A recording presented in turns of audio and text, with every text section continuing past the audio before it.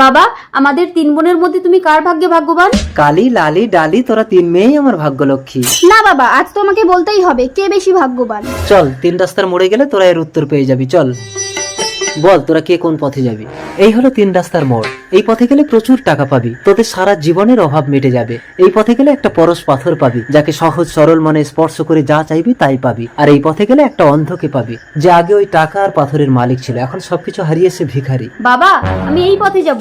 অনেক টাকা পেলে আমার সারা জীবনের চাহিদা মিটে যাবে। বাবা, আমি এই পথে যাব, পরশ পাথর পেলে আমি যা চাইবো তাই পাবো। যা লালি। বাবা, আমি এই পথে গিয়ে অন্ধ ভিখারির সাহারা হতে চাই। যা কালি। টাকার ব্যাগ, এত টাকা, আমি যাই। এই দাঁড়াও, এই টাকা এখন সরকারের আন্ডারে। এই টাকা চুরি করার অপরাধে আমি তোমাকে অ্যারেস্ট করলাম। পরশ পাথর, পরশ পাথর ছুঁয়ে পরীক্ষা করে দেখি আমি যা চাইবো তা পাই কিনা। পরশ পাথর, আমাকে সবার সেরা সুন্দরী করে দাও। এই কি, আমি কালো কুৎসিত হয়ে গেলাম কেন? না, মুখটা ঢাকিয়ে ওদের কাছে গিয়ে পরশ পাথর দিয়ে ওদের অবস্থাও আমার মতো করবো। এই তো অন্ধ ভিখারি, আস্তে পড়ে যাবে। কে তুমি? একটা অন্ধ অসহায় মানুষের হাত ধরলে? আমি তোমার বউ হয়ে সারা জীবনের সাহারা হতে চাই।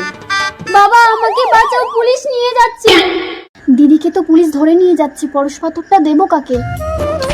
আরে রাজকুমার, আপনি এতদিন অন্ধ হয়ে কোথায় গেছিলেন? আমরা এতদিন আপনার টাকা সুরক্ষিত রেখেছি। এই নিন আপনার টাকা। এই চলো। দাঁড়ান, আমার টাকা যখন পেয়ে গেছি ওকে আপনি ছেড়ে দিন। কালী তো রাজকুমারকে বিয়ে করেছে, ওকে পরশ পাথর দিয়ে কালো কুৎসিত করে রাজকুমারকে আমি নিয়ে নেব।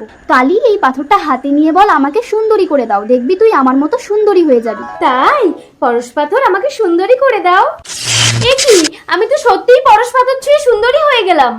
এটা কি করে সম্ভব? তাহলে আমার উল্টো হলো কেন? এই পরশ পাথর আমার, মন সহজ সরল না হলে উল্টো কাজ হবে। পরশ পাথর আমাকে দৃষ্টি দাও, আমি সব দেখতে পাচ্ছি। রাজকুমার, আমি তোমার বউ। আমি টাকা, পাথর, সুন্দরী বউ সব পেলাম। আমি বড় ভাগ্যবান। ডালি, লালি, এবার বুঝতে পারলি তো কে বেশি ভাগ্যবান? বাবা।